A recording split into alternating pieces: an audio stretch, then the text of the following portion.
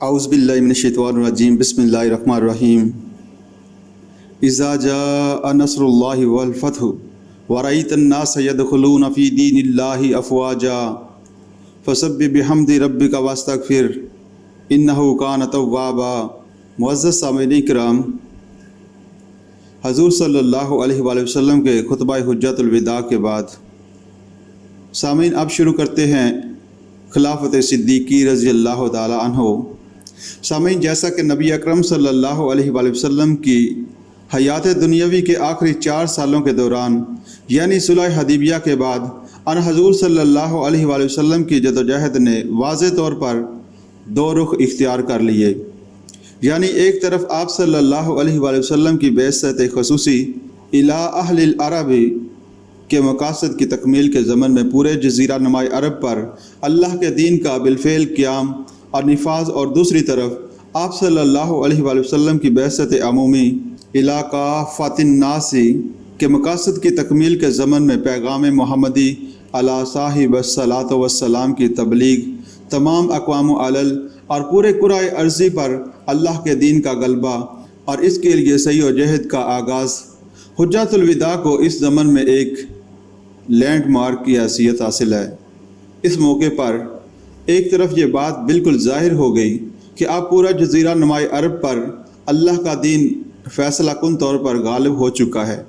اور دوسری جانب نبی اکرم صلی اللہ علیہ وآلہ وسلم نے اپنی بعثت عامہ کے فرائض کی تکمیل کے لیے ساری ذمہ داری امت کے حوالے فرما دی، یہ حکم دے کر کے فَلْيُبَلِّغِ الشَّاهِدُ الْغَائِبَ، اب پہنچائیں اس پیغام کو وہ لوگ جو یہاں ہیں ان سب لوگوں کو جو یہاں موجود نہیں ہیں۔ حجۃ الوداع سے واپسی کے فوراً بعد ایسے محسوس ہوتا ہے کہ جیسے نبی اکرم صلی اللہ علیہ وآلہ وسلم کی روح مبارک اس عالم ناسوت میں مزید قیام کے لیے بالکل تیار نہ ہو، اور اس پر رفیق اعلیٰ کی جانب مراجعت کا جذبہ شدت سے غالب آ چکا ہو۔ چنانچہ حج کے بعد آپ صلی اللہ علیہ وآلہ وسلم کی حیات دنیاوی کے کل 80 یا 90 دن ہیں، اس لیے کہ مختلف روایات کی روح سے 18، 19 یا 28 یا 29 صفر 13 ہجری کو نبی اکرم صلی اللہ علیہ وآلہ وسلم کے مرض وفات کا آغاز ہو گیا، اور 2 یا 3 یا 12 یا 13 ربیع الاول کو نبی اکرم صلی اللہ علیہ وآلہ وسلم کی روح مبارک آپ صلی اللہ علیہ وآلہ وسلم کے مبارک جسد سے پرواز کر لی۔ آخری ایام میں بالکل ایسے محسوس ہوتا تھا کہ آپ صلی اللہ علیہ وآلہ وسلم پر اب اس دنیا میں جو بھی لمحہ گزر رہا ہے بڑا شائق گزر رہا ہے۔ چنانچہ اپنے مرض وفات کے دوران آپ صلی اللہ علیہ وآلہ وسلم نے خطبہ بھی ارشاد فرمایا۔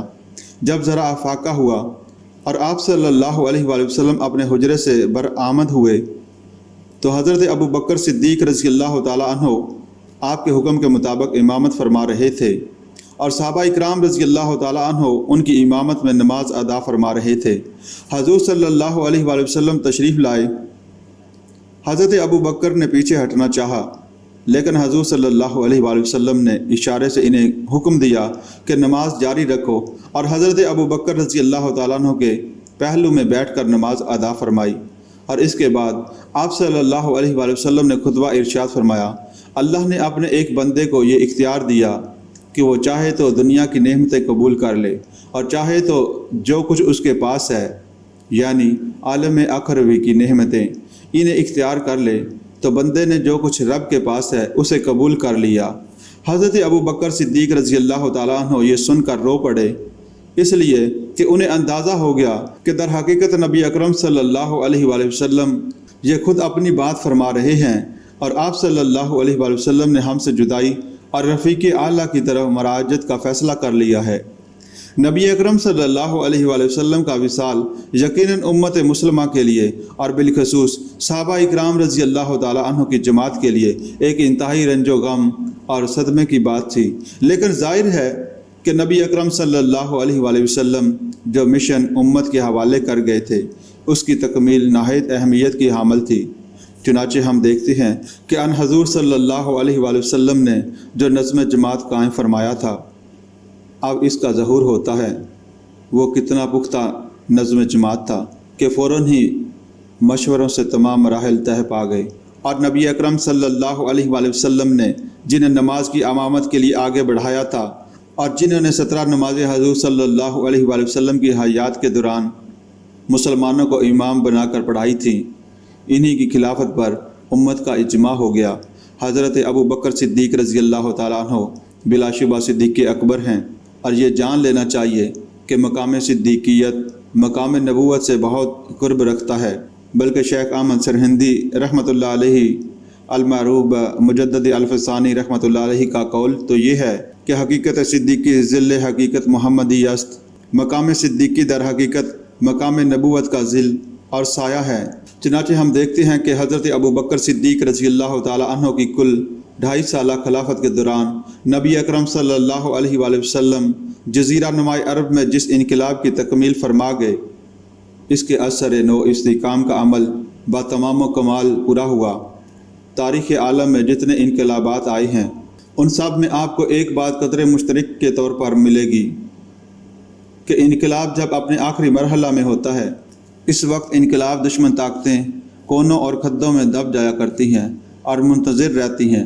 کہ پھر جب بھی موقع ہو وہ سر اٹھائیں اور انقلاب پر حملہ آور ہوں اور اسے ناکام کرنے کی کوشش کریں۔ چنانچہ یہی عمل ہے جو نبی اکرم صلی اللہ علیہ وآلہ وسلم کے وصال کے فوراً بعد ہمیں جزیرہ نما عرب میں ہر 4 طرف نظر آتا ہے۔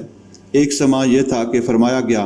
وَرَأَيْتَ النَّاسَ يَدْخُلُونَ فِي دِينِ اللَّهِ أَفْوَاجًا، اے نبی صلی اللہ علیہ وآلہ وسلم آپ نے دیکھ لیا کہ لوگ داخل ہو رہے ہیں اللہ کے دین میں فوج در فوج۔ لیکن حضور صلی اللہ علیہ وآلہ وسلم کے انتقال کے بعد عارضی طور پر منظر یہ سامنے آیا کہ یخرجون من دین اللہ افواجا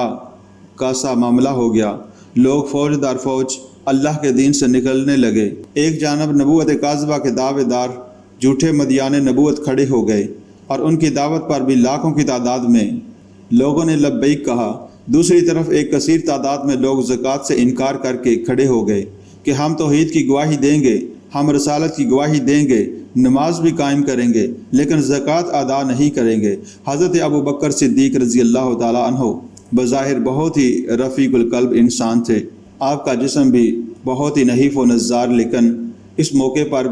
یہ حقیقت سامنے آئی کہ اس بظاہر کمزور شخصیت کے اندر ہمت اور صبر و استقامت اور ثبات کا ایک کوئی ہمالیہ مضمر ہے۔ چنانچہ آپ رضی اللہ تعالیٰ عنہ نے بیک وقت ان تمام فتنوں سے مقابلہ فرمایا، حالانکہ بہت سے حضرات نے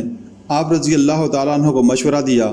کہ کم سے کم مانین زکوٰۃ کے معاملے میں حکمت عملی کو مد نظر رکھتے ہوئے فی الوقت کسی قدر نرمی سے کام لیا جائے، لیکن حضرت ابو بکر صدیق رضی اللہ تعالیٰ عنہ نے فرمایا کہ میں اللہ کے رسول صلی اللہ علیہ وآلہ وسلم کا جانشین ہوں، انا خلیفۃ رسول اللہ، اور اللہ کے رسول صلی اللہ علیہ وآلہ وسلم ہمیں جو دین دے کر گئے ہیں اس میں اگر سر مو بھی فرق کرنے کی کوشش کی گئی تو اور کوئی ساتھ دے یا نہ دے ابو بکر تنہا سب کا مقابلہ کرے گا۔ یہاں تک کہ آپ رضی اللہ تعالیٰ عنہ نے فرمایا کہ یہ تو زکوٰۃ کا انکار کر رہے ہیں، اگر ایسا بھی ہو کہ حضور صلی اللہ علیہ وآلہ وسلم کے زمانے میں اگر زکوٰۃ کے اونٹوں کے ساتھ ان کی رسیاں بھی آتی ہوں اور اب لوگ اونٹ دینا چاہیں لیکن رسیاں نہ دینا چاہیں تو میں ان سے بھی قتال کروں گا۔ یہ ہے وہ عظمت، یہ ہے وہ صبر و ثبات کہ جس کا مظاہرہ حضرت ابو بکر صدیق رضی اللہ تعالیٰ عنہ کی طرف سے ہوا۔ واقعہ یہ ہے کہ کبھی کبھی یہ خیال آتا کہ نبی اکرم صلی اللہ علیہ وآلہ وسلم کا قیام ابھی اس عالم ناسوت میں کچھ عرصے اور رہتا تو بہت اچھا ہوتا۔ آپ صلی اللہ علیہ وآلہ وسلم اپنے انقلاب کے خلاف اٹھنے والی ان تمام مخالفانہ قوتوں کا بھی بنفس نفیس خود اپنے دست مبارک سے استحصال فرما جاتے اور انقلاب کو از خود استحکام بخش کر پھر مراجعت فرماتے رفیق اعلیٰ کی طرف، لیکن معلوم ہوتا کہ حکمت خداوندی میں کچھ اور ہی پیش نظر تھا۔ حضرت ابو بکر صدیق رضی اللہ تعالیٰ عنہ کے اس مقام و مرتبے کا اظہار ہرگز نہ ہو پاتا اگر یہ پوری صورتحال اس طرح پیش نہ آتی جیسی کہ فی الواقع پیش آئی کہ حضرت ابو بکر صدیق رضی اللہ تعالیٰ عنہ ان تمام فتنوں کا استحصال فرماتے اور ان تمام انقلاب دشمنوں کا سر کچل کر انقلاب محمدی صلی اللہ علیہ وآلہ وسلم کو اثر نو مستحکم کرتے۔ کل 2.5 سالوں میں آپ رضی اللہ تعالیٰ عنہ نے اپنے رفیق گار صلی اللہ علیہ وآلہ وسلم کے انقلاب کو مستحکم کیا اور پھر اللہ کی طرف مراجعت اور اپنے رفیق غار اپنے محبوب اپنے رسول کے پہلو میں تا قیام قیامت استراحت فرمائی۔ دوسری جانب چونکہ خلافت راشدہ در حقیقت نبوی مشن کی تکمیل کا ذریعہ ہے، یہی وجہ ہے کہ جب حضرت ابو بکر رضی اللہ تعالیٰ عنہ سے لوگوں نے یہ کہنا شروع کیا کہ آپ خلیفۃ اللہ ہیں یا خلیفۃ المسلمین، تو انہوں نے فرمایا کہ میں تو خلیفۃ الرسول اللہ ہوں۔ خلافت راشدہ کو اسی وجہ سے خلافت اعلیٰ منہاج النبوۃ کہا گیا ہے، نبوت کے نقش قدم پر خلافت۔ چنانچہ ہم یہ دیکھتے ہیں کہ نبی اکرم صلی اللہ علیہ وآلہ وسلم کی بعثت عامہ یعنی آپ صلی اللہ علیہ وآلہ وسلم کے رسالت کے مقاصد میں سے جس مقصد کا تعلق پورے عالم ارضی سے تھا، اس تکمیل کے لیے جس عمل کا آغاز نبی اکرم صلی اللہ علیہ وآلہ وسلم نے بنفس نفیس فرمایا تھا، اس عمل کو بھی ابو بکر صدیق رضی اللہ تعالیٰ عنہ نے آگے بڑھایا۔ جیش اسامہ رضی اللہ تعالیٰ عنہ کا معاملہ اس معاملے میں بہت نمایاں ہو کر سامنے آتا ہے۔ ان کے بارے میں بھی بہت سے حضرات نے مشورہ اور پرخلوص مشورہ دیا کہ فی الوقت اندرون ملک عرب اتنے فتنے اٹھ کھڑے ہوئے ہیں کہ اگر آپ صرف ان سے نبرد آزما ہو جائیں اور عہد برا ہو جائیں تو بہت کافی ہے، سردست اس لشکر کی روانگی ملتوی فرما دیجئے۔ لیکن یہاں بھی وہ صدیق اکبر اسی عزمیت کے ساتھ یہ کہتا ہے کہ جس لشکر کی روانگی کا فیصلہ محمد رسول اللہ صلی اللہ علیہ وآلہ وسلم نے کیا تھا، اس کی روانگی تو مؤخر کرنے والا میں کون ہوں؟ یہ تو پھر خلافت کا تقاضا نہ ہوا، یہ تو حضور صلی اللہ علیہ وآلہ وسلم کے کیے ہوئے فیصلوں کی ایک ریورٹ ہے، ان میں ترمیم ہو جائے گی۔ چنانچہ جیش اسامہ رضی اللہ تعالیٰ عنہ کو روانہ کیا گیا اور اس فیصلے کو بھی قائم رکھا گیا کہ اس کی سرکردگی حضرت اسامہ رضی اللہ تعالیٰ عنہ کو دی گئی، حالانکہ وہ بالکل نوجوان تھے۔ اس پر بھی جب یہ کہا گیا کہ ذرا اس فیصلے میں ترمیم کر لیجئے، تو پھر اس جانشین رسول صلی اللہ علیہ وآلہ وسلم کا وہی قول سامنے آیا کہ جس کو علم سنبھلوایا ہو محمد رسول اللہ صلی اللہ علیہ وآلہ وسلم نے، میں اس کے ہاتھ سے علم لینے والا کون ہوتا ہوں؟ حضرت اسامہ رضی اللہ تعالیٰ عنہ جب لشکر کو لے کر چلے ہیں اور ان کے ساتھ ساتھ خلیفہ وقت ابو بکر صدیق رضی اللہ تعالیٰ عنہ پیدل چلے، اور جب حضرت اسامہ رضی اللہ تعالیٰ عنہ احتراماً سواری سے اترنے لگے تو منع فرما دیا۔ یہ ہے شان حضرت ابو بکر صدیق رضی اللہ تعالیٰ عنہ کی، اور یہ ہے در حقیقت مقام اور مرتبہ خلافت صدیقی کا۔ ایک اور بہت بڑا احسان جو حضرت ابو بکر صدیق رضی اللہ تعالیٰ عنہ نے فرمایا امت مسلمہ پر، وہ ہے قرآن مجید کا جمع کرنا، جو نبی اکرم صلی اللہ علیہ وآلہ وسلم کی حیات طیبہ تک معروف معنی میں ایک کتاب کی شکل میں جمع نہ تھا، جلد کے 2 گتوں کے مابین صفحات میں مرتب صورت میں لکھی ہوئی۔ اگرچہ ترتیب کا حکم حضور صلی اللہ علیہ وآلہ وسلم نے دے دیا تھا، ترتیب آپ صلی اللہ علیہ وآلہ وسلم نے قائم فرما دی تھی۔ آیات کو جمع کر کے صورتوں کی شکل دینا اور صورتوں کا باہمی نظم اور ربط یہ ان حضور صلی اللہ علیہ وآلہ وسلم نے خود کر دیا تھا۔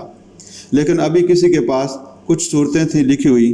کسی کے پاس کچھ اور دوسری صورتیں تھیں، کہیں کپڑے پر لکھی ہوئی، کہیں ہڈیوں پر لکھی ہوئی، کہیں کاغذوں پر لکھی ہوئی، اور سب سے بڑھ کر لوگوں کے سینوں میں محفوظ تھا قرآن مجید۔ لیکن جب حضرت ابو بکر رضی اللہ تعالیٰ عنہ کے عہد خلافت میں بہت سی جنگیں ہوئیں اور ان میں بہت سے صحابہ رضی اللہ تعالیٰ عنہ نے جام شہادت نوش فرمایا، تو ان میں خصوصاً جنگ یمامہ میں بہت سے حفاظ شہید ہو گئے۔ تب یہ خیال پیدا ہوا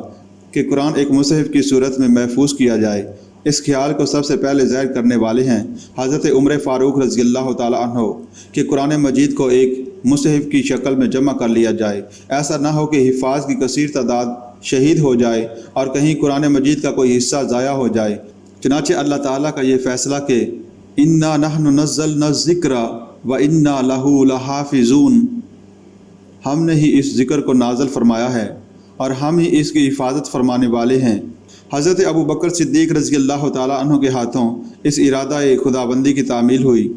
حضرت ابو بکر رضی اللہ تعالیٰ عنہ نے حضرت زید رضی اللہ تعالیٰ عنہ بن ثابت کو، جو حضور صلی اللہ علیہ وآلہ وسلم کے زمانے میں کاتب وحی تھے، حکم دیا کہ وہ قرآن مجید کو جمع کریں۔